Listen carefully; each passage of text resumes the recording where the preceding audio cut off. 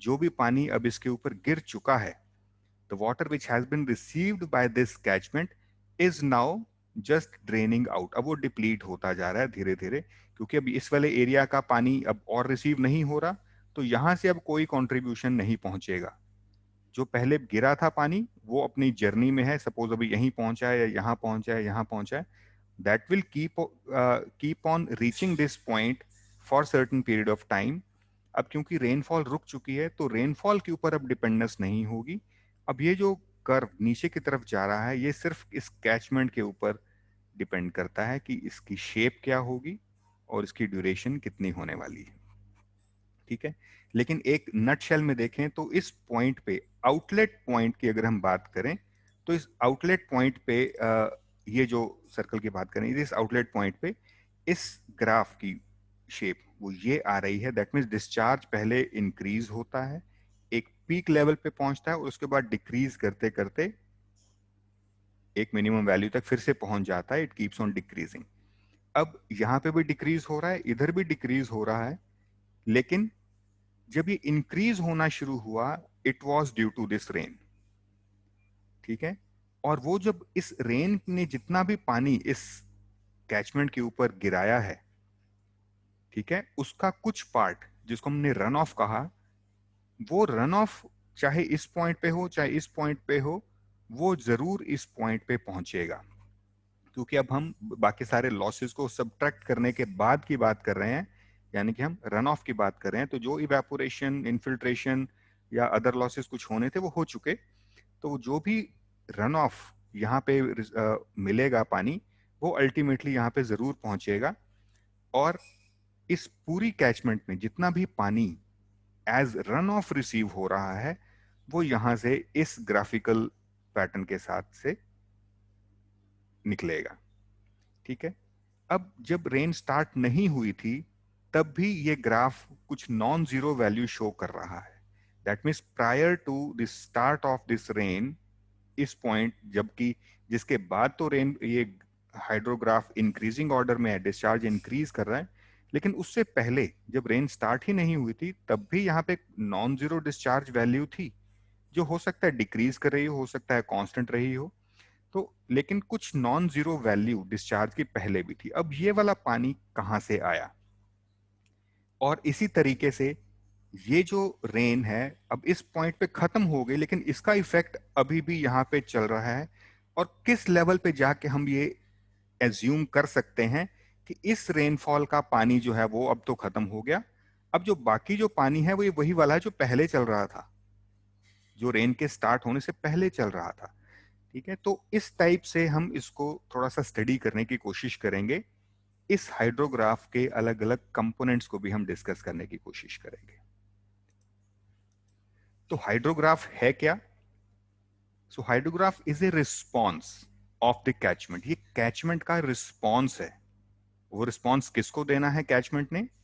To a recent isolated rainfall. अब ये recently जो एक रेनफॉल हुई है उसको हम आइसोलेटेड रेनफॉल ट्रीट कर रहे हैं। Recent isolated rainfall of a specific duration D. तो डी आवर्स तक जो एक रेनफॉल हुई एक स्पेसिफिक ड्यूरेशन डी के लिए, उसको हमने कंसिडर किया और उसको हम आइसोलेटेड रेनफॉल बोल रहे हैं। और आइसोलेटेड का मतलब होता है a rainfall which is neither preceded nor succeeded by any other rainfall within a considerable period of time. यानी कि ये वो रेनफॉल हम कंसिडर कर रहे हैं जिसके पहले और जिसके खत्म होने के बाद, शुरू होने से पहले और खत्म होने के बाद दोनों तरफ ही टाइमलाइन पे एक सफिशिएंट और कंसिडरेबल पीरियड ऑफ टाइम के लिए कोई और रेन नहीं हुई। यानी कि जो भी हम रेनफॉल कंसिडर कर रहे हैं, सफिशिएंट टाइम पहले, उससे उससे पहले या स्टार्ट होने से पहले कोई रेन अभी इससे पहले हमने रिसीव नहीं की। काफी टाइम हो गया पिछली रेन को खत्म हुए, और इस रेनफॉल के खत्म होने के बाद भी काफी टाइम तक और कोई रेनफॉल रिसीव नहीं होगी। तो ऐसा करने से हम रेनफॉल को हम आइसोलेटेड रेनफॉल एज्यूम कर सकते हैं। और किसी भी रेनफॉल को अगर हम आइसोलेटेड रेनफॉल कहते हैं तो उस रेनफॉल के लिए हमारी कैचमेंट का क्या रिस्पॉन्स है, यानी कि उसका जो रन ऑफ का जो वेरिएशन है आउटलेट पे, उसको हम हाइड्रोग्राफ कहते हैं. So hydrograph is a response of the catchment to a recent isolated rainfall of a specific duration d. इसके अलावा hydrograph is simply A graphical representation. The name is hydrograph. और ये है क्या? It is a graph basically. That means it is a graphical representation. किसकी graphical representation है? Of variation of stream discharge. Stream में जो डिस्चार्ज फ्लो कर रहा है, जिसको हम रन ऑफ भी कहते हैं, तो स्ट्रीम डिस्चार्ज की वेरिएशन यानी कि रन ऑफ की वेरिएशन को ग्राफिकली रिप्रेजेंट करना है. और वो वेरिएशन हम किस पॉइंट पे ऑब्जर्व कर रहे हैं? At the catchment outlet. तो ये भी बड़ा जरूरी पॉइंट है, एट द कैचमेंट आउटलेट. और इस कैचमेंट आउटलेट को हम गेजिंग साइट भी कहते हैं, ठीक है, या पॉइंट ऑफ कॉन्सेंट्रेशन भी कहते हैं. और ये जो वेरिएशन हम स्ट्रीम डिस्चार्ज की देख रहे हैं आउटलेट पॉइंट पे, वेरिएशन विद टाइम हमको इस पे बतानी है कि टाइम के साथ साथ ये डिस्चार्ज या जो रन ऑफ डिस्चार्ज है आउटलेट पॉइंट पे, वो कैसे वेरी कर रहा है. So that is the main, as you can say, simple definition of this hydrograph. और ये एक हाइड्रोग्राफ को मैंने दोबारा से यहाँ पे प्लॉट किया है. हॉरिजॉन्टल एक्सिस टाइम, हो सकता है पहले आपको आपके मोबाइल स्क्रीन पे ये क्लियरली दिखा ना हो, it is time and hours. और वर्टिकल एक्सिस पे डिस्चार्ज है मीटर क्यूब पर सेकेंड में. और यहाँ पे एक इफेक्टिव रेनफॉल इंटेंसिटी का जो वर्टिकल ऑर्डिनेट है वो दिखाया है. और इसके हॉरिजॉन्टल ये जो डायमेंशन है, this is representing the rainfall duration D. ठीक है. तो इस पर्टिकुलर रेक्टेंगुलर ब्लॉक को भी हमने अब थोड़ा सा एलैबोरेट कर दिया है कि this horizontal dimension is basically D, which is the rainfall duration, जितनी देर के लिए रेनफॉल हुई. और जो वर्टिकल इसकी जो डायमेंशन है, this one, it is on the scale of rainfall intensity. और उसको भी हमने सिर्फ इफेक्टिव रेनफॉल की इंटेंसिटी एज्यूम किया है. तो इस वाले का जो वर्टिकल स्केल है that is in centimetres per hour, लेकिन इस ग्राफ का जो वर्टिकल स्केल है that is in metre cube per second. तो ये दोनों के वर्टिकल स्केल्स डिफरेंट है, हॉरिजॉन्टल स्केल्स सेम. अब ये लाइन क्या कहती है? The temporal variation of total stream discharge. अब ये टोटल स्ट्रीम डिस्चार्ज की टेम्पोरल वेरिएशन. अब ये टेम्पोरल वेरिएशन का मतलब होता है वेरिएशन विद टाइम.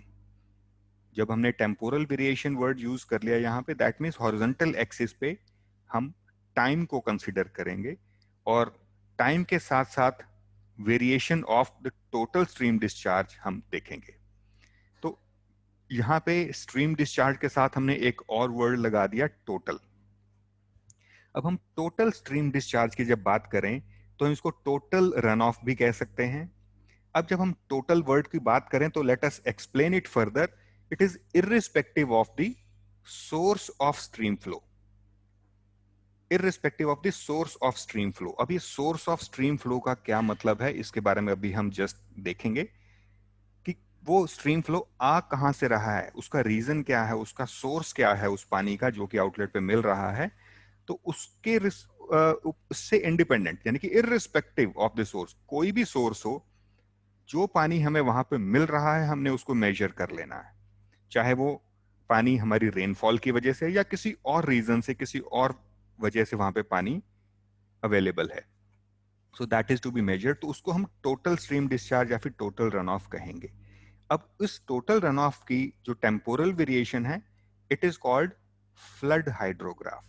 यानी कि सिर्फ हाइड्रोग्राफ, जो अभी हमने देखा कि डिस्चार्ज आउटलेट पे जो स्ट्रीम डिस्चार्ज है उसकी वेरिएशन है, लेकिन जब हम वो वेरिएशन हम टोटल रन ऑफ की लेते हैं या टोटल स्ट्रीम डिस्चार्ज की लेते हैं, जिसके अंदर हम कोई उस स्ट्रीम फ्लो के सोर्स का जिक्र नहीं करते, सोर्स से इंडिपेंडेंट टोटल डिस्चार्ज ही हम देख लेते हैं, तो उसको हम फ्लड हाइड्रोग्राफ कहते हैं.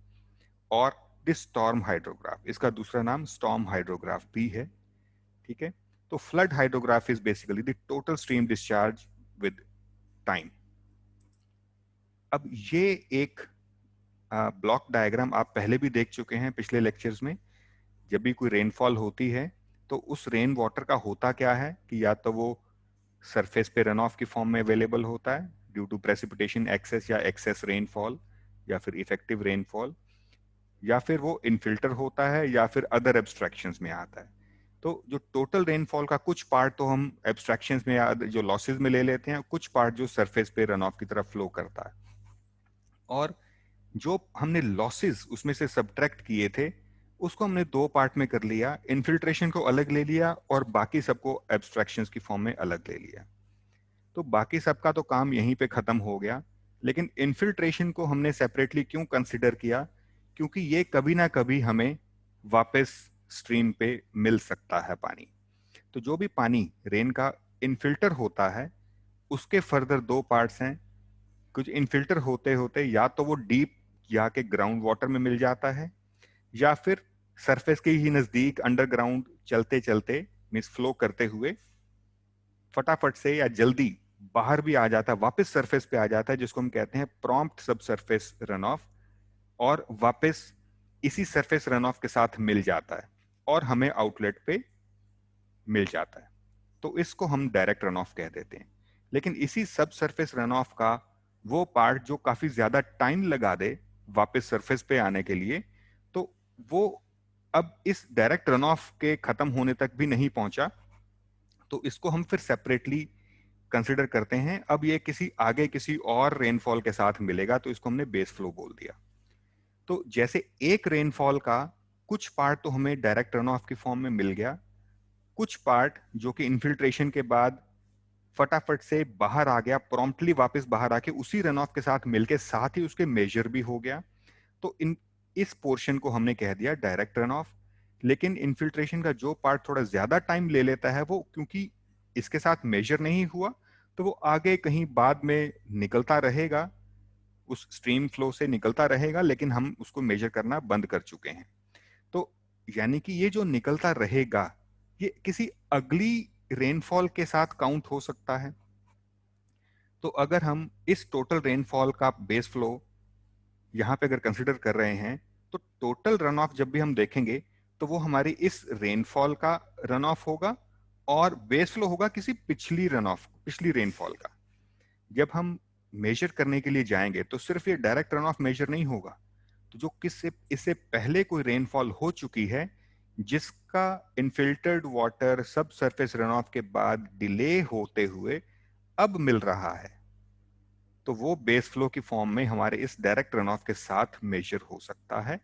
तो जो डिस्चार्ज हम टोटल मेजर कर रहे हैं किसी भी इंस्टेंट ऑफ टाइम पे, वो टोटल डिस्चार्ज है, जिसमें एक तो हमारी इस रेनफॉल अंडर कंसिडरेशन का डिस्चार्ज है जिसको हम डायरेक्ट रन ऑफ कहते हैं, और एक बेस फ्लो है जो कि पिछली किसी रेनफॉल का पानी जो अब हमें मिल रहा है बिकॉज ऑफ द डिले, वो काफी डिले होके अभी हमें मिल रहा है। इस वजह से हाइड्रोग्राफ का जो ऑर्डिनेट था time T equal to zero पे, वो नॉन जीरो वैल्यू शो कर रहा था because of this base flow, जो कि किसी पिछली रेनफॉल का पानी था वो अभी भी उस आउटलेट पे फ्लो कर रहा है। तो अब हम जब फ्लड हाइड्रोग्राफ की बात कर रहे हैं, तो फ्लड हाइड्रोग्राफ में हमें टोटल स्ट्रीम डिस्चार्ज को मेजर करना है। सो this is the total run of, इसको मेजर कर रहे हैं विद टाइम। सो इसकी variation, so it's variation with time is called flood hydrograph. ठीक है, तो इस ब्लॉक डायग्राम में हम इस पॉइंट की हम देख रहे हैं कि टोटल रन ऑफ की वेरिएशन अगर टाइम के साथ देखें, so that is flood hydrograph. Okay, so let us move further. इसी को एक बार फिर से देखें तो flood hydrograph it includes two things, direct run off and the base flow. ठीक है, अभी जो डायरेक्ट रन ऑफ है, it is the run off due to the isolated rainfall under consideration, जिसको हम अब कंसिडर कर रहे हैं कि जिस रेनफॉल की वजह से पानी मिलना है, तो उसको हमने डायरेक्ट रन ऑफ कहा। और जो बेस फ्लो हमें मिल रहा है ये किसी पिछली रेनफॉल का है, a flow that reaches the stream as a contribution from ground water और the delayed sub surface flow. ठीक है, लेकिन ये सारा इस रेनफॉल अंडर कंसिडरेशन का नहीं है, ये किसी प्रीवियस रेनफॉल का है। किसी प्रीवियस रेनफॉल वो सिंगल भी हो सकती है और मल्टीपल रेनफॉल्स का भी कंट्रीब्यूशन हो सकता है, क्योंकि इसके अंदर डिलेड सब सरफेस फ्लो के साथ साथ ग्राउंड वाटर का भी कंट्रीब्यूशन हो सकता है। और ग्राउंड वाटर क्योंकि धीरे धीरे बिल्टअप होता है, सिर्फ एक रेनफॉल से नहीं बिल्टअप होता, बहुत सारी रेनफॉल से स्लोली बिल्टअप होता रहता है, और ये भी कभी कभी वापस स्ट्रीम्स में डिस्चार्ज कंट्रीब्यूट करता है। सो हमारा जो फ्लड हाइड्रोग्राफ है, अब ये दो कंपोनेंट्स से बना हुआ है। डायरेक्ट रन ऑफ, जो कि हमारी इसी रेनफॉल अंडर कंसिडरेशन की वजह से है, और एक बेस फ्लो जो कि पुरानी किसी या इसे पिछले जो रेनफॉल्स हुई हैं उनकी वजह से या फिर ग्राउंड वाटर के कंट्रीब्यूशन की वजह से है। अब ये एक डायग्राम है जो आपको बुक्स में मिल जाता है, जिसके अंदर इस हाइड्रोग्राफ के अलग अलग कंपोनेंट्स को अब हम डिस्कस करेंगे। So what you see over here is a flood hydrograph, क्योंकि इसका टाइम t इक्वल टू 0 पे एक नॉन जीरो ऑर्डिनेट आपको देखने को मिल रहा है, और ये डिक्रीज होते होते ए पॉइंट तक ये डिक्रीज हो रहा है, एज इफ कि वो जो पिछली रेनफॉल का जो डिस्चार्ज है वो धीरे धीरे कम होता जा रहा है। जैसे कि ये वाला कम हो रहा है, उसी तरीके से किसी पिछली रेनफॉल का डिस्चार्ज ये कम होता जा रहा है। सो ए इज द पॉइंट जिस टाइम पे ये हमारी रेनफॉल स्टार्ट हो गई। So effective rainfall of duration D has started at this point. तो यहां से अब ये रेन हाइड्रोग्राफ का जो कर्व है ये राइजिंग ट्रेंड में आ गया और डिस्चार्ज बढ़ना शुरू हो गया। ये बी पॉइंट तक बढ़ता गया, उसके बाद इसके इंक्रीज होने की रेट कम हो गई, और पीक पे पहुंचते पहुंचते ये इसकी जो इंक्रीज होने की रेट 0 हो गई। अब ये और इंक्रीज नहीं होगा। यहाँ पे टेंजेंट अगर आप ड्रॉ करेंगे या इसका जो स्लोप देखेंगे that will B horizontal, slope 0 होगा। तो इसका मतलब ये पीक पॉइंट पे पहुंच गया है, अब और इंक्रीज नहीं हो रहा। उसके बाद ये डिक्रीजिंग ट्रेंड पे आ गया, और फिर डिक्रीज होते होते डी पॉइंट तक आते हुए इसने इस रेनफॉल के सारे डिस्चार्ज को या सारे रन ऑफ को यहां से निकाल दिया है। और अब जो पानी इसके अंदर जो डिस्चार्ज नॉन जीरो वैल्यूज दिख रही हैं, ये फिर वही ग्राउंड वाटर या फिर पिछले किसी रेनफॉल का कंट्रीब्यूशन हो सकता है। ठीक है, अब इस पिछले कंट्रीब्यूशन को हमने जो बेस फ्लो कहा है, तो ये इस एम ए और इस डॉटेड लाइन से होते हुए अप टू डी पॉइंट और ये एन, इस पोर्शन के नीचे नीचे वाला जो पानी है दिस इज बेस फ्लो, और इसके ऊपर इस कर्व के नीचे और इस डॉटेड लाइन के ऊपर का जो ये पोर्शन है it represents the direct run of. ठीक है, लेट अस सी कि इसके कंपोनेंट्स क्या क्या हैं। So hydrograph components M to a is base flow recession. Base flow का रिसेशन, रिसेशन मींस डिक्रीज होना, तो ये एम से ए तक ये बेस फ्लो रिसेशन है किसी पिछली रेनफॉल का। ए से B is the rising limb. अब हमारे लिए ये जो पोर्शन है ए टू डी ये ज्यादा इंपॉर्टेंट है, ठीक है, क्योंकि ये इसी रेनफॉल की वजह से है। तो इसको हम सेपरेटली आगे फर्दर डिवाइड करते हैं, ए टू बी, इसको हमने राइजिंग लिम्ब कहा। वो इस ए पॉइंट से स्टार्ट होके इस बी पॉइंट तक, ये जो ग्रीन पोर्शन इसमें दिखा दिया मैंने, सो this is the rising limb, इसको हमने राइजिंग लिम्ब कहा। हालांकि राइज इसके बाद भी हो रहा है, लेकिन हम राइजिंग लिम्ब इसको सिर्फ इस बी पॉइंट तक मानते हैं। ठीक है, अब ये बी पॉइंट कैसे आया ये भी इसके बारे में हम आगे डिस्कस करेंगे। इसके बाद हम बी से लेके इस सी पॉइंट तक के पोर्शन को, जिसको ब्लू लाइन से यहां पे दिखाया है, इसको बोलते हैं क्रेस्ट सेगमेंट, क्योंकि ये बिल्कुल टॉप पे है, क्रेस्ट पे है, तो इसने पोर्शन को हम बोलते हैं क्रेस्ट सेगमेंट। फिर सी से लेके डी तक अब ये डिक्रीजिंग ट्रेंड में है, तो इसको हम बोलते हैं ये C D it is falling limb, तो ये रेड लाइन से दिखाया हुआ है, so it is falling limb. Okay, उसके बाद का जो पोर्शन है again it is because of the base flow only, तो डी से लेके एन तक again it is the base flow recession, जो बेस फ्लो उसका रिड्यूस होता जा रहा है, तो वही कंटिन्यू हो रहा है। सो एम ए भी बेस फ्लो रिसेशन है, डी एन भी बेस फ्लो रिसेशन है, यानी कि एम ए ये भी बेस फ्लो रिसेशन वाला पोर्शन है, और डी से एन तक भी बेस फ्लो रिसेशन वाला पोर्शन है, और ए से लेके डी तक के बीच बीच में बेस फ्लो ही है। तो base flow recession basically continue कर रहा है। इस डॉटेड लाइन के ऊपर वाला पोर्शन है जो कि इस रेनफॉल की वजह से रन ऑफ क्रिएट हुआ। अब आते हैं इन पॉइंट्स बी और सी के ऊपर। The points B and C are basically the inflection points. Inflection points. सो इन्फ्लेक्शन पॉइंट्स होते हैं जब हम पॉइंट ए से पी की तरफ जा रहे हैं, पीक की तरफ जा रहे हैं, तो ये आप देख रहे हैं कि इस कर्व को देखें तो आप जब यहां से इधर मूव करें तो ये कर्व हमेशा आपके लेफ्ट साइड पे ही टर्न होता जा रहा है। So up to be point ये आपके लेफ्ट साइड पे ही टर्न होता जाएगा, लेकिन इस बी पॉइंट के बाद अब ये राइट साइड की तरफ टर्न ले रहा है, राइट साइड की तरफ टर्न ले रहा है। दैट मीन्स जो कर्वेचर है वो अपनी डायरेक्शन चेंज कर लेता है। अगर इसको आप कर्वेचर मानते हैं तो किसी भी पॉइंट पे इसका जो सेंटर ऑफ कर्वेचर होगा वो आपके लेफ्ट साइड पे होगा, ताकि ये लेफ्ट साइड पे ही टर्न होता रहे। आफ्टर पॉइंट बी जो सेंटर ऑफ कर्वेचर है वो आपके राइट साइड पे शिफ्ट हो जाएगा, राइट साइड पे शिफ्ट हो जाएगा, तो इसलिए राइट साइड की तरफ आ रहा है। So after point see it will again shift again towards your left, क्योंकि जब आप इधर से आ रहे हैं तो अब ये आपका लेफ्ट होगा, ये राइट होगा, तो यहां से जब इधर आएंगे तो फिर से ये इसने डायरेक्शन अपनी चेंज करके to the other side of the curve कर लिया। अब ये लेफ्ट और राइट का अगर नहीं भी क्लियर हो आपको, तो आप ये देख सकते हैं कर्व के किस डायरेक्शन में, किस तरफ आपका सेंटर ऑफ कर्वेचर है, वो इस तरफ है, क्योंकि ये इधर कर्व हो रहा है तो सेंटर इधर होगा इसका। और यहां पे आके वो सेंटर अब इस कर्व के लाइन के दूसरी तरफ चला गया, यानी कि इस तरफ आ गया अब, तो इसलिए अब ये कर्व ऐसे टर्न कर रहा है।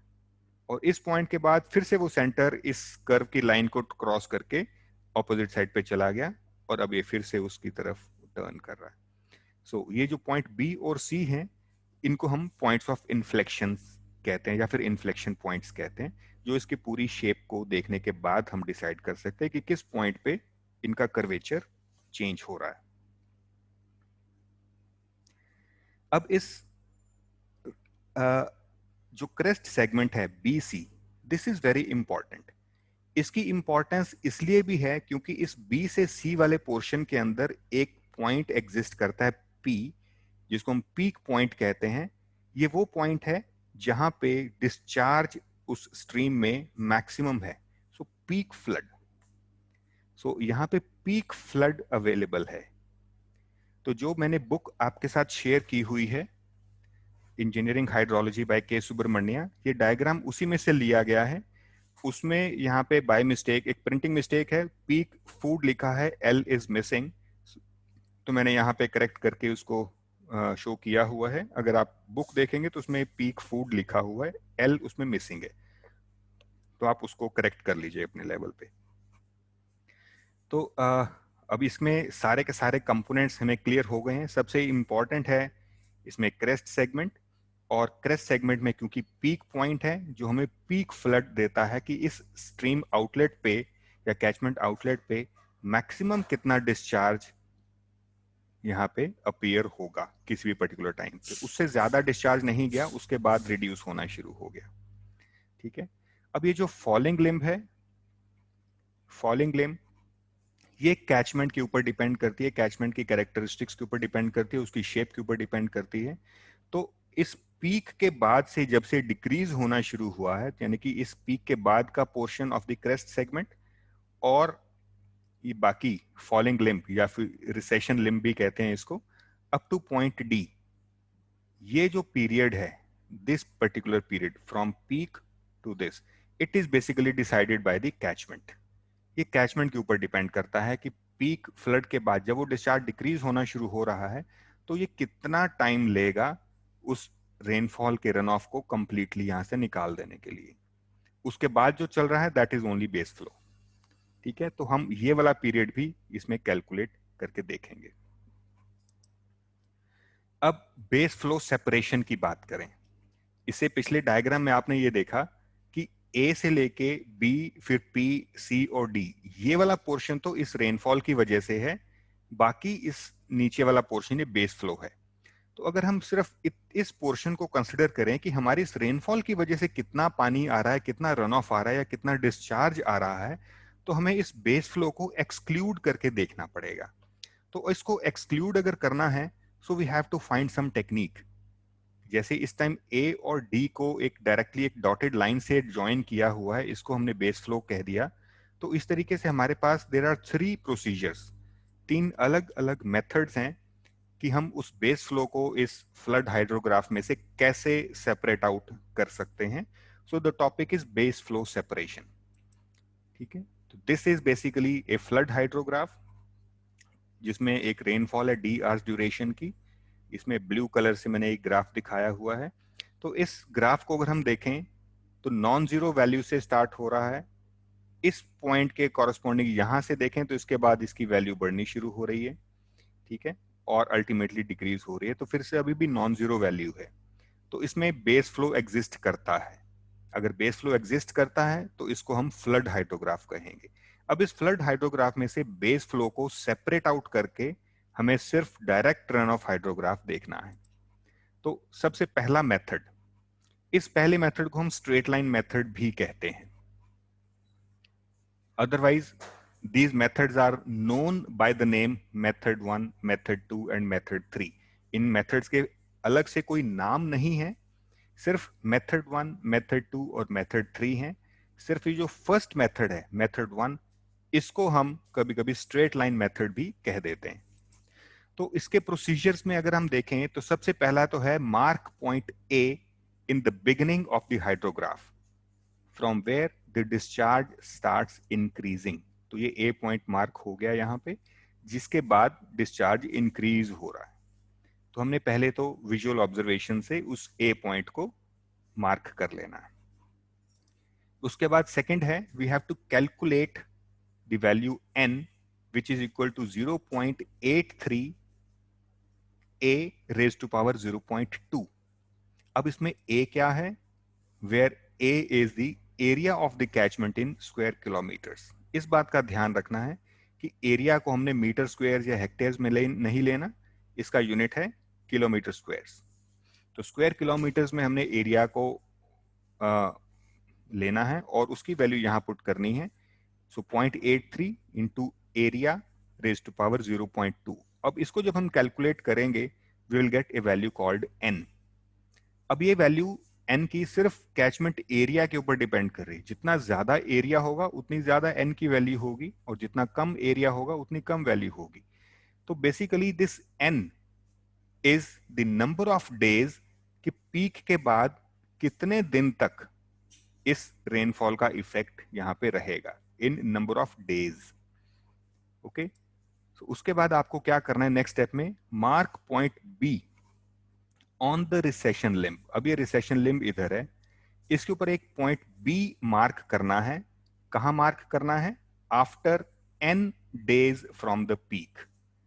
पीक से एन डेज के बाद हमने एक पॉइंट को मार्क करना है. सो ये है एन डेज जो इस फॉर्मूले से हमने वर्कआउट किए.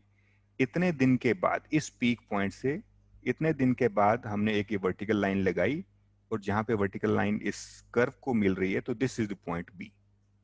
Okay, so point B is mark now. Next step is draw a straight line from A to B. ये जो डॉटेड लाइन अब लग गई ए टू बी, ठीक है, that separates the base flow from the direct run of. अब ये इस लाइन के ऊपर वाला पोर्शन डायरेक्ट रन ऑफ है, नीचे वाला पोर्शन बेस फ्लो है.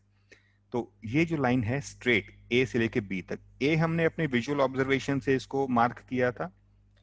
फिर पीक पॉइंट से एन की वैल्यू कैलकुलेट करके एन डेज के बाद हमने एक और पॉइंट मार्क कर दिया बी. अब इस पर्टिकुलर डायग्राम में हमें थोड़ा सा लग रहा है कि like A B line is horizontal, लेकिन अगर एन की वैल्यू थोड़ी सी ज्यादा आ जाती तो ये पॉइंट बी यहाँ पे शिफ्ट हो जाता कहीं. तो ये straight line A to B would have been a little inclined in the decreasing order. और अगर थोड़ी सी कम आती तो ये लाइन स्ट्रेट ऊपर भी जा सकती थी. Okay, so the contribution of base flow में इंक्रीज और मे डिक्रीज और इट मे रिमेन कांस्टेंट. तो ये डिपेंड करता है कैचमेंट के ऊपर और बेस फ्लो की अवेलेबिलिटी के ऊपर. ठीक है, तो लाइन ए बी जरूरी नहीं है कि हॉरिजॉन्टल हो. It can be in the increasing side, it can be horizontal, it can be on the decreasing side also. Depend करता है कि B की पोजीशन इस कर्व में किस पॉइंट पे लोकेट हो पाई इस N की वजह से. ठीक है, सो अब इससे हमें बेस फ्लो और डायरेक्ट रन ऑफ दोनों सेपरेट हो गए. तो इसको हम कहेंगे मेथड 1 या इसको हम स्ट्रेट लाइन मेथड भी कह सकते हैं। Now coming to the second method. अब सेकंड मेथड में जो पिछले डायग्राम से मैंने एक चीज रिटेन करके रखी है, पॉइंट ए पॉइंट बी, ये दोनों मैंने रिटेन करके रखे हैं, ठीक है। यानी कि इसमें हम इस पॉइंट बी को यूटिलाइज करेंगे, जो कि आफ्टर एन डेज हमने इसको वर्कआउट किया, इसको मार्क किया, और ए इज द स्टार्टिंग पॉइंट, तो ए पॉइंट को भी हम यूटिलाइज इसमें करेंगे। तो this method 2 says draw a vertical line from the peak of flood hydrograph. अब पीक कहाँ पे है? इस पॉइंट पे, तो यहां से एक वर्टिकल लाइन ड्रॉ कर देते हैं। So this is the vertical line, draw a vertical line from the peak of flood hydrograph. तो यहाँ पे हमने एक वर्टिकल लाइन ड्रॉ कर दी।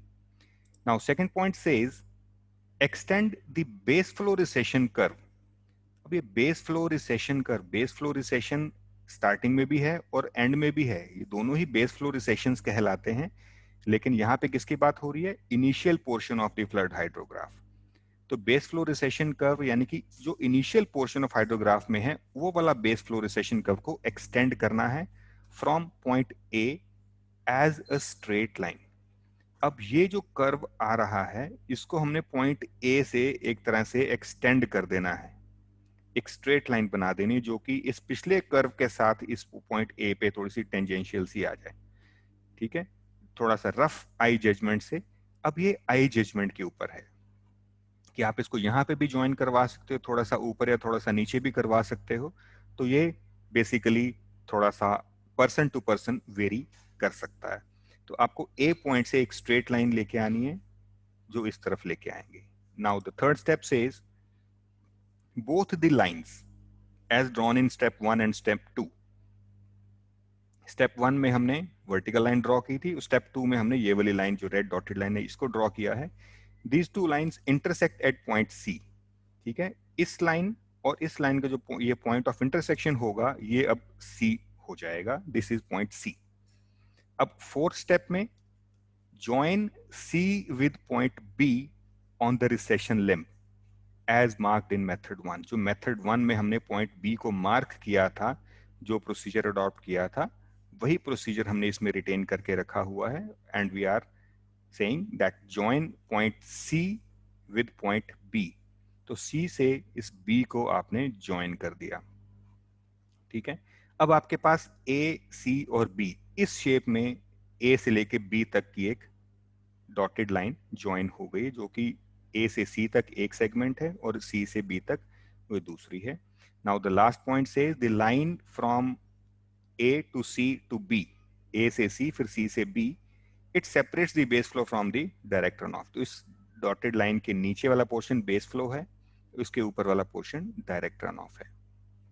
Okay, so this is called method 2. Now let us move on to the last method of the base flow separation, that is method 3. अब ये third method की बात करते हैं। इसमें वो बी पॉइंट हटा दिया है, सिर्फ ए पॉइंट को रिटेन किया है, जो कि इसका स्टार्टिंग पॉइंट है। यानी कि इसके अंदर हमें इससे पहले जो कुछ किया है उसमें से किसी चीज की जरूरत नहीं है, it is a separate method. Draw a vertical line from the point of inflection P1। अब ये P1 पॉइंट इस रिसेशन लिम्ब वाला है। इस पॉइंट पे जो भी हमारा इन्फ्लेक्शन पॉइंट था, एक इस तरफ था और एक इस तरफ था, उस पॉइंट को लोकेट करके उस पॉइंट को इस पर्टिकुलर मेथड में P1 कहा गया है। तो इस P1 पॉइंट से एक वर्टिकल लाइन ड्रॉ करनी है। इससे पहले वाले मेथड में हमने पीक पॉइंट से की थी, लेकिन इसमें इन्फ्लेक्शन पॉइंट से इसको वर्टिकल लाइन ड्रॉ करनी है। तो second method says extend the base flow recession curve, लेकिन ये base flow recession curve end portion of the flood hydrograph बोल रहा है। दैट मीन्स इस रिसेशन कर्व की बात नहीं हो रही, इस रिसेशन कर्व की बात हो रही है, जो बेस फ्लो रिसेशन कर्व इस पोर्शन की बात हो रही है, इसको एक्सटेंड करना है। और एक्सटेंड कहां से करना है? From point E backward as a smooth curve. आगे की तरफ एक्सटेंड नहीं करना, बैकवर्ड करना है। कहां से करना है? ई पॉइंट से। तो एक ई पॉइंट ये है। ये ई पॉइंट कैसे आया? ये सिंपली आपकी आई जजमेंट है कि आप इस पॉइंट से शुरू होके रिवर्स चलते हुए अपनी आई जजमेंट से ही आप यहां से इस टाइप से कर्व एक प्लॉट कर देते हो। ये थोड़ा सा और ज्यादा अनसर्टेन मेथड हो गया, कि आप अपने आप ही यहाँ से पेंसिल से इधर मूव करते हुए, इस कर्व के अलॉन्ग मूव करते हुए किसी भी सुटेबल पॉइंट पे आप सेपरेट आउट होके एक कर्व की फॉर्म में ही इस तरफ ले आते हो। ठीक है, ये सिंपली आई जजमेंट है। इस पिछले कर्व के साथ ही आप स्मूथली इसको इधर जोड़ने की कोशिश करते हो, और अब ये दोनों जहां पे इंटरसेक्ट करेंगे फिर उसकी बात करेंगे। Now the third is both the line and curve as drawn in step 1 and step 2 respectively. Step 1 में हमने ये लाइन ड्रॉ की थी और स्टेप 2 में ये कर्व ड्रॉ किया है, ये स्मूथ कर्व है। ठीक है, इस कर्व को ड्रॉ किया है। So they intersect at point F, इसको पॉइंट एफ कह दिया, जो भी इन दोनों का पॉइंट ऑफ इंटरसेक्शन है। ओके, अब ये पॉइंट एफ जो आ गया, it will decide further this portion. Fourth है join point A with point F with a smooth curve. ये भी स्ट्रेट लाइन नहीं है, स्मूथ कर्व। तो ए से लेके एफ तक भी एक स्मूथ कर्व बनाना है, तो पिछले पोर्शन से हम पेंसिल लेके आते हैं और स्मूथली यहां से अल्टीमेटली इस तरफ ऐसे लाके इसके साथ जोड़ देते हैं। ठीक है, अब जो भी इंसान इस चीज को बना रहा है, तो बैक प्लॉट करते हुए वो एफ पॉइंट को यहां पे भी बना सकता है, वो इधर भी बना सकता है। उसके बाद फर्दर इसको ज्वाइन करना है। अब ये जो कर्व बना है वो यहां से भी आ सकता है, थोड़ा सा ऊपर से भी जा सकता है, थोड़ा सा और नीचे की तरफ से भी ला सकते हैं आप। सो आई जजमेंट के ऊपर है। सो अगेन ये जो लाइन ए एफ ई है, जो कि फर्दर डायरेक्ट रन ऑफ और बेस फ्लो को सेपरेट आउट कर रही है, ये फर्दर अब डिपेंड करेगा कि इसको कौन ड्रॉ कर रहा है। तो पर्सन टू पर्सन ये वेरी करेगा। तो ये डायरेक्ट रन ऑफ हाइड्रोग्राफ और बेस फ्लो का जो एस्टिमेशन है वो उसके ऊपर डिपेंड करेगा। अब ये जो हमारे 3 मेथड्स हमने पढ़े बेस फ्लो को सेपरेट करने के, अब सेपरेट आउट करने के बाद क्या होगा। सो लेट अस सी कि अब ये जो हम पहले देख रहे थे कि this is the flood hydrograph, अब इसमें से ये बेस फ्लो का पोर्शन अलग हो गया, चाहे वो स्ट्रेट लाइन मेथड है चाहे किसी भी मेथड से। लेट अस से कि this is the base flow, ये बेस फ्लो वाला पोर्शन है, और इसके ऊपर का पोर्शन है that is called the direct run of. अब हमने इस पोर्शन, इस पूरे हाइड्रोग्राफ में से अगर ये बेस फ्लो को माइनस कर दिया, तो अब वो ये बचा ओनली डायरेक्ट रन ऑफ। इसको आप ध्यान से देखें कि पहले जो फ्लड हाइड्रोग्राफ था, time t equal to 0 of the start of you can say the rainfall, वहां से जब आगे की तरफ चले तो बेस फ्लो को अगर आपने इस कर्व के नीचे से सब्ट्रैक्ट कर दिया, so you are left with only the direct run of. तो अब ये डायरेक्ट रन ऑफ का ऑर्डिनेट इनिशियल 0 हो जाएगा। Now it is starting from a 0 value and it is ending at a 0 value. Okay, अब ये 0 से स्टार्ट हो रहा है, दैट मीन्स अब ये जो ग्राफ है, हाइड्रोग्राफ है, ये डायरेक्ट रन ऑफ हाइड्रोग्राफ कहलाएगा। और क्योंकि अब ये पॉइंट 0 से स्टार्ट हो रहा है, तो अब हम क्या करेंगे, इस एक्सिस को यहां से हटा के अब इस पॉइंट से स्टार्ट कर देंगे, ताकि हमारा ग्राफ जो है बिल्कुल ओरिजिन से स्टार्ट हो सके और उस टाइम टी को हम यहीं पे 0 मान सकें। And this time T is 0 for this rainfall also. So time T equal to 0 means when the rain has just started. Okay, so अब इस ग्राफ को इस टाइप से बना लेंगे। Now this particular graph is known as direct run of hydrograph. इससे पहले जो था दैट वाज फ्लड हाइड्रोग्राफ, और उस फ्लड हाइड्रोग्राफ में से जब आपने बेस फ्लो को माइनस कर दिया, direct run of hydrograph is what, it is flood hydrograph minus the base flow. जब फ्लड हाइड्रोग्राफ में से आपने बेस फ्लो को माइनस कर दिया, what you get is the direct run of hydrograph. Okay, so you are left with this direct run of hydrograph. अब एक बार इसी स्लाइड पे वापस आए, जो हमने देखा था कि जो टोटल रन ऑफ की वेरिएशन थी विद टाइम, इसको हमने फ्लड हाइड्रोग्राफ कहा था। इस टोटल रन ऑफ में से या फिर फ्लड हाइड्रोग्राफ में से if you subtract this base flow, because it is composed of these two things, this plus this, अगर आपने इसको माइनस कर दिया, what you are left with is direct run off direct run of. तो अब इस वाले ब्लॉक में जो पानी रिप्रेजेंट हो रहा है इस डायग्राम में, its variation with time is called direct runoff hydrograph. Okay, so अगर आप इसकी वेरिएशन लेते हैं टोटल रन ऑफ की, that is called flood hydrograph. लेकिन अगर आप इसकी वेरिएशन को कंसिडर करेंगे with time, then it is known as direct run of hydrograph. Now you can see कि this direct run of hydrograph is relatable to this precipitation. जो rainfall हुई है उससे डायरेक्टली आप इसको रिलेट कर सकते हैं, इसको डायरेक्टली रिलेट नहीं कर सकते। दो this total run of depends on it, लेकिन इसमें बेस फ्लो का कंट्रीब्यूशन है, यानी कि किसी पिछली रेनफॉल का कंट्रीब्यूशन भी है। So this can not be directly correlated with this, क्योंकि इसके अंदर पिछली रेनफॉल का कंट्रीब्यूशन भी इंक्लूडेड है। लेकिन डायरेक्ट रन ऑफ की बात करें तो it is being contributed by this rainfall only. या तो थ्रू सरफेस रन ऑफ सीधा पहुंच रहा है, या फिर जो पानी इनफिल्टर होके अर्थ की सरफेस के नीचे नीचे से फ्लो होते हुए वापस जल्दी से वापस से फिर से सरफेस पे आ गया और उसी रन ऑफ के साथ मिक्स होके आउटलेट पे मेजर भी हो गया। तो हमें उससे कोई मतलब नहीं है कि वो पूरा सरफेस से ही होते हुए पहुंचा है हमारे पास, या बीच में रास्ते में कहीं वो जमीन के अंदर चला गया था फिर अल्टीमेटली बाहर आ गया। लेकिन हमें इकट्ठा मिल चुका है, प्रॉम्प्टली बाहर आके हमें आउटलेट पे अवेलेबल हो गया है, तो इसको हम डायरेक्ट रन ऑफ की कैटेगरी में रख लेते हैं। तो ये जो पोर्शन है, इस वाला साइड का जो पोर्शन है, इसको हम डायरेक्ट रन ऑफ कह देते हैं। It is only due to this rainfall. अब इस रेनफॉल का जो पार्ट अब डिले हो गया है वो आगे किसी और रेनफॉल के साथ डिस्कस मिस कंट्रीब्यूट करेगा in the form of base flow, वो किसी और रेनफॉल के साथ जाके जुड़ेगा। तो हम डायरेक्ट रन ऑफ को सेपरेट कर पाए। अब वापस इसी डायग्राम पे आए तो अब ये जो पोर्शन है this is called effective rainfall hyetograph, और नीचे वाला जो पोर्शन है it is called direct run of hydrograph. अब आप इन दोनों नाम जो हैं इसके उसको केयरफुली देखिए। एब्रीवेशन में this is ERH, effective rainfall hyetograph. ये हाइटोग्राफ है। हाइटोग्राफ अगर आप रिकॉल करो तो रेनफॉल को रिप्रेजेंट करने के लिए काम आता है एक हाइटोग्राफ और एक मास कर्व, तो ये हाइटोग्राफ है। लेकिन इसमें आप इफेक्टिव रेनफॉल इंटेंसिटी को कंसिडर करें, इसलिए इसको हम इफेक्टिव रेनफॉल हाइटोग्राफ कहते हैं, ERH। और इससे मिलती जुलती एब्रीवेशन है DRH। दोनों बहुत मिलते जुलते हैं बोलने में भी, ये ERH और ये DRH, ठीक है। लेकिन इनका इसकी जब फुल फॉर्म आप चेक करते हो DRH की, तो it is direct run of hydrograph. ये हाइड्रो है, ये हाइटो है और इधर हाइड्रोग्राफ है।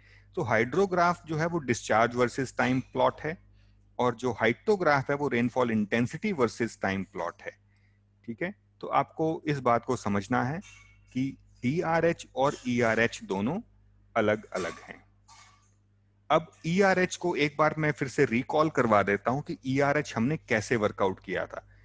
तो जब हम ERH या इफेक्टिव रेनफॉल हाइटोग्राफ की बात करते हैं तो हम basically rainfall intensity versus time का प्लॉट लेते हैं, और we divide this time axis in the slots, और एक हमने रेड लाइन उसमें लगाई थी जिसको हमने फाई इंडेक्स बोला था। और अगर एक रेनफॉल एक पर्टिकुलर इस इंटेंसिटी की रेनफॉल आती है, ठीक है, इस पूरी रेनफॉल इंटेंसिटी में से इतनी इंटेंसिटी तो एब्जॉर्ब हो जाती है, this is the capacity of the soil to absorb.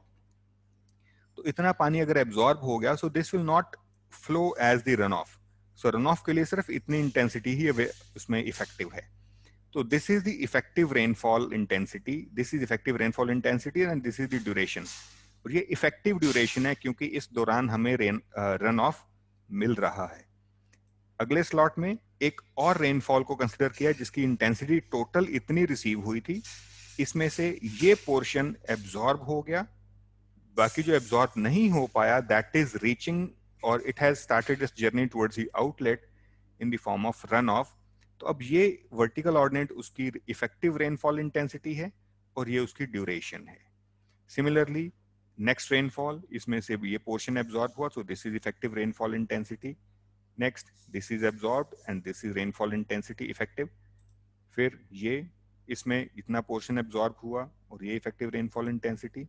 अब अगर रेनफॉल जो इंटेंसिटी जो रिसीव हुई वो एब्जॉर्प्शन कैपेसिटी के कम है तो सारी एब्जॉर्ब हो जाएगी, तो there will be no run off produce, so no effective rainfall intensity is there. उसके बाद फिर से हो सकता है मिल जाए।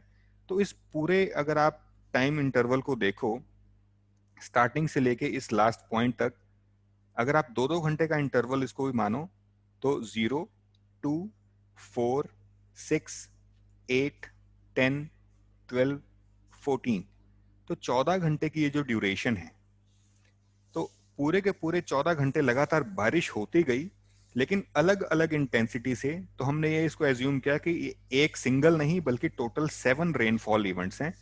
फर्स्ट, फिर ये second, third, fourth, fifth, six और सेवन्थ। तो 2-2 घंटे की टोटल 7 रेनफॉल्स हैं। तो जिसमें से जो सिक्स वाली रेनफॉल है, दिस इज नॉट इफेक्टिव, क्योंकि इसमें कोई रन ऑफ प्रोड्यूस नहीं हो रहा। जितनी रेनफॉल हुई सारी की सारी एब्जॉर्ब हो गई। तो जिसमें कोई रन ऑफ प्रोड्यूस नहीं होता उसको हम इफेक्टिव रेनफॉल नहीं कहते, ठीक है, और उस ड्यूरेशन को भी इफेक्टिव नहीं मानते। तो जिस भी पोर्शन में, जिस पर्टिकुलर टाइम स्लॉट में आपको इस लाइन से ऊपर ये बार हमें दिख रहा है, so that is the portion when the run of is available. और इस पोर्शन से ऊपर कितनी वैल्यू है, this is rainfall intensity of the effective rainfall, या फिर इसको इफेक्टिव रेनफॉल इंटेंसिटी भी कह देते हैं।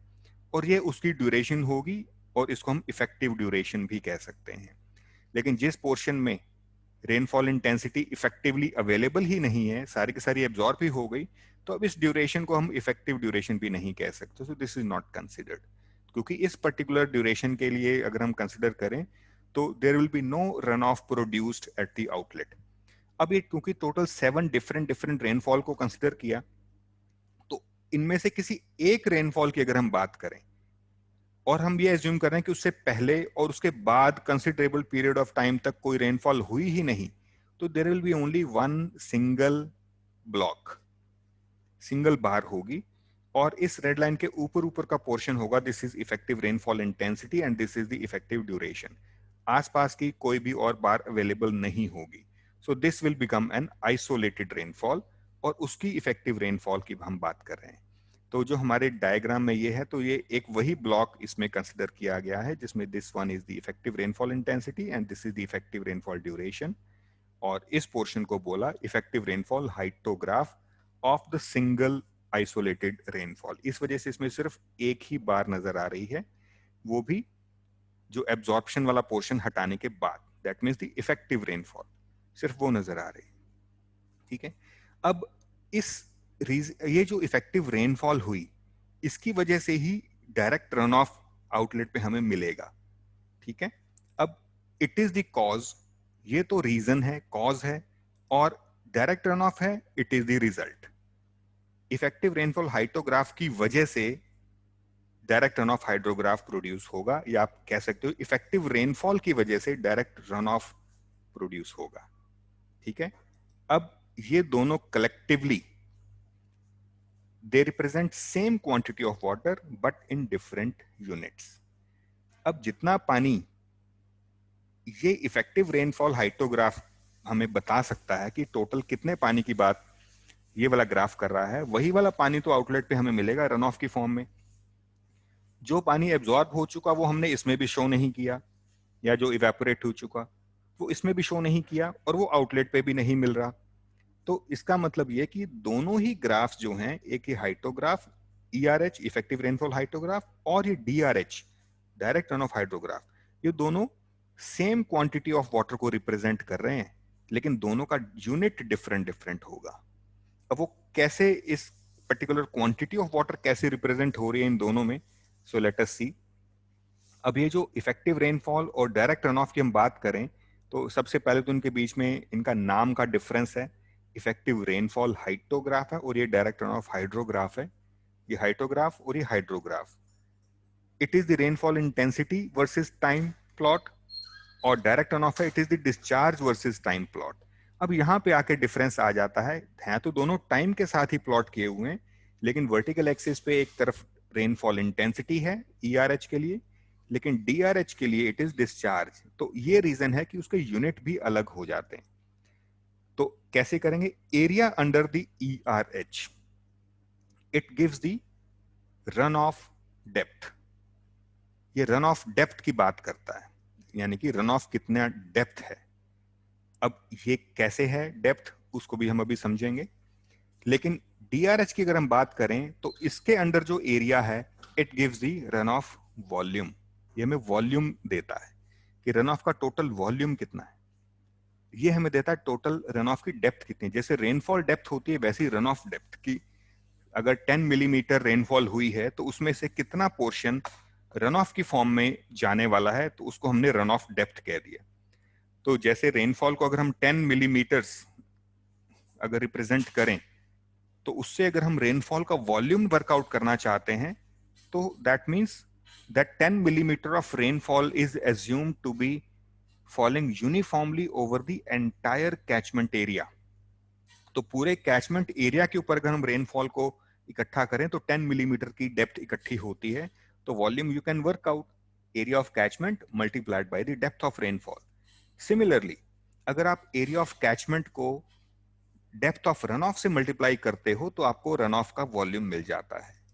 ठीक है, यानी कि रन ऑफ डेप्थ को अगर आप एरिया ऑफ कैचमेंट से मल्टीप्लाई करो तो आपको रन ऑफ वॉल्यूम मिल जाता है. ठीक है, अब इस चीज को अगर आप इससे कोरिलेट करने की कोशिश करो, रन ऑफ डेप्थ क्या है, कहां से मिलता है, it is basically the area under the ERH. और रन ऑफ वॉल्यूम क्या है, it is area under DRH. तो अब इसको मैं रीराइट अगर कर दूं तो area under ERH multiplied by area of catchment is equal to area under DRH.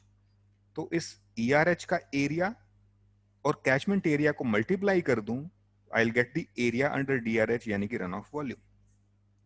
तो अब ये जो ओवरऑल सिनेरियो है इनके बीच में इंटर रिलेशनशिप का, जो डायरेक्ट रन ऑफ हाइड्रोग्राफ जो कि इस ERH की वजह से बना, इन दोनों के बीच का जो इंटर रिलेशनशिप है that is basically the link is area of catchment. अगर आप, मैं एक बारी वापस लेके चलता हूं आपको इस डायग्राम पे, तो ये जो एरिया है इसका एरिया कैसे फाइंड आउट कर सकते हो, this ordinate multiplied by this, क्योंकि एक रेक्टेंगल है तो रेक्टेंगल का एरिया होगा दिस हाइट और ये विड्थ, इनको मल्टीप्लाई कर लो. तो ये क्योंकि रेनफॉल इंटेंसिटी है centimetre per unit time, centimetre per hour, यानी कि डेप्थ पर आवर, और मल्टीप्लाई करोगे डी जो कि ड्यूरेशन है इन आवर्स, तो centimetre per hour multiplied by time in hours, तो आपके पास यूनिट इसका सिर्फ सेंटीमीटर ही बचेगा, यानी कि डेप्थ का यूनिट बचेगा. लेकिन इसकी बात करें तो ये जो ब्लू शेडेड एरिया है, इस ब्लू शेडेड एरिया को जब आप कैलकुलेट करोगे तो 2 यूनिट मल्टीप्लाई होने हैं, वर्टिकल वाला यानी कि मीटर क्यूब पर सेकेंड, और टाइम वाला आवर्स का. तो मीटर क्यूब पर सेकेंड तो एक रिप्रेजेंटेशन है, इसको आप मीटर क्यूब पर आर भी कर सकते हो. ठीक है, तो यानी कि this discharge is basically volume divided by time. And if you calculate the area, तो इस वर्टिकल ऑर्डिनेट के जो यूनिट हैं वॉल्यूम डिवाइडेड बाय टाइम को आप हॉरिजॉन्टल ऑर्डिनेट, इस हॉरिजॉन्टल एक्सिस के इस यूनिट से मल्टीप्लाई करोगे, यानी कि टाइम से मल्टीप्लाई करोगे. So volume divided by time multiplied by time is equal to volume. तो इसका एरिया आपको वॉल्यूम देता है, इसका एरिया आपको डेप्थ देता है. ठीक है, तो ये है जो कि इन दोनों के बीच में रिलेशनशिप को डिफाइन करता है कि एरिया जो ERH का वो हमें रेनफॉल रन ऑफ की डेप्थ देता है, और DRH का जो एरिया है वो हमें रन ऑफ का वॉल्यूम देता है, और उनके बीच में रिलेशनशिप होगा. इसको इसके साथ लिंक करने के लिए एरिया ऑफ कैचमेंट का यूज किया जाएगा. इस रन ऑफ डेप्थ को अगर हम एरिया ऑफ कैचमेंट से मल्टीप्लाई कर दें तो आपको रन ऑफ वॉल्यूम मिल जाएगा, जो कि इस फॉर्म से भी दिखाया जा सकता है. अब इस लेक्चर की लास्ट स्लाइड आपके सामने रख रहा हूं, जो कि सिर्फ एक छोटी सी थॉट प्रोवोकिंग एक स्लाइड है, कि इसको मैंने यहाँ पे मेंटेन कर लिया. जो भी आपने देखा इसी को यूज करते हुए हम देखते हैं कि हमारे हाइड्रोग्राफ्स का स्कोप है क्या, उसको थोड़ा सा समझने की कोशिश करते हैं. कि हमारे पास फ्लड हाइड्रोग्राफ है जो कि हम डायरेक्टली आउटलेट पे मेजर कर सकते हैं, राइट. अगर हम इस फ्लड हाइड्रोग्राफ में से बेस फ्लो को सेपरेट आउट कर दें, सब्ट्रैक्ट कर दें, तो हमारे पास डायरेक्ट रन ऑफ हाइड्रोग्राफ आ जाता है. और इस डायरेक्ट रन ऑफ हाइड्रोग्राफ का अगर हम एरिया वर्कआउट कर लें, डायरेक्ट रन ऑफ हाइड्रोग्राफ का अगर हम एरिया वर्कआउट कर लें और उसको हम कैचमेंट एरिया से डिवाइड कर दें, एरिया अंडर DRH क्या है, it is run off volume. इसमें से आप देखो ये रन ऑफ वॉल्यूम हमें मिल गया, तो area under DRH means run off volume. और अगर आप उसको एरिया ऑफ कैचमेंट से डिवाइड कर देते हो तो you are left with run off depth.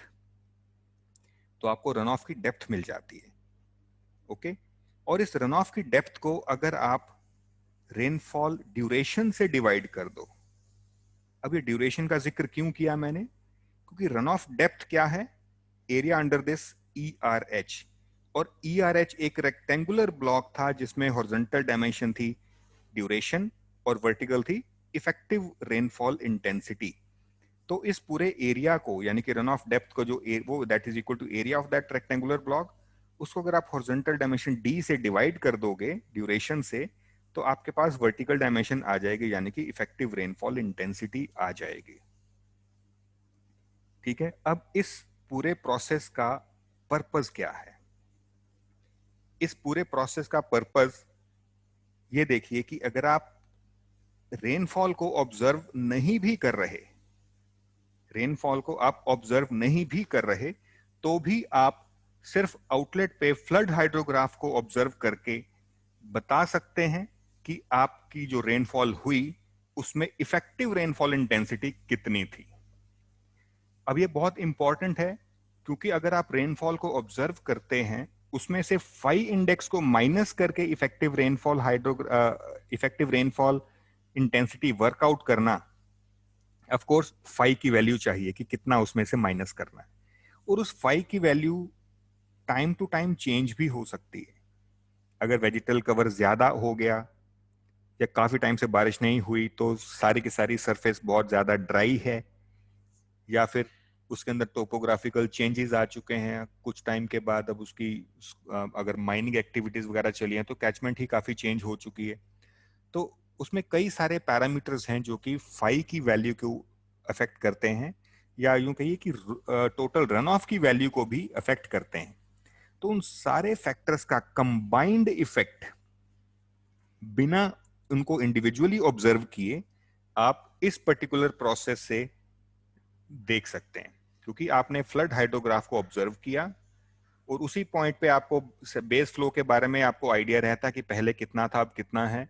Area of catchment of course that will be known to us कि वो तो फिक्स रहने वाला है, और डायरेक्ट रन ऑफ हाइड्रोग्राफ के ऑर्डिनेट भी हम निकाल सकते हैं, उसका एरिया भी वर्कआउट कर सकते हैं ग्राफिकली, जो कि रन ऑफ वॉल्यूम को रिप्रेजेंट कर रहा है।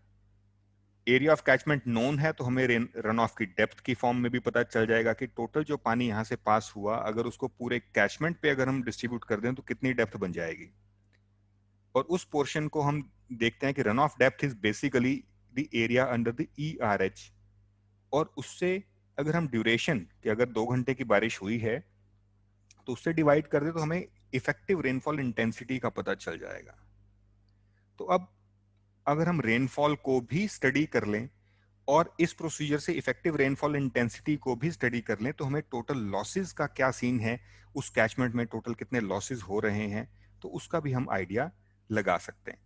इसके अलावा और भी इसके बहुत सारा स्कोप है कि ये जो एक प्रोसेस वन साइडेड है, इससे आप रिवर्स भी चल के कुछ और भी कर सकते हैं। दैट मीन्स कि अगर एक रेनफॉल हुई है, उसका अगर इतनी जगलरी हमने कर दी, तो जो रेनफॉल अभी नहीं हुई उसको हम पहले से एस्टिमेट करके कि अगर इतनी रेनफॉल अगर हो तो आउटलेट पे फ्लड हाइड्रोग्राफ क्या होगा, कि what will be the peak value of the discharge that will be available there, तो उसको कैसे हैंडल किया जा सके। हम बिना उस रेनफॉल के हुए हम पहले से ही उसके बारे में प्लान आउट कर सकते हैं और उसके बारे में तैयारी कर सकते हैं।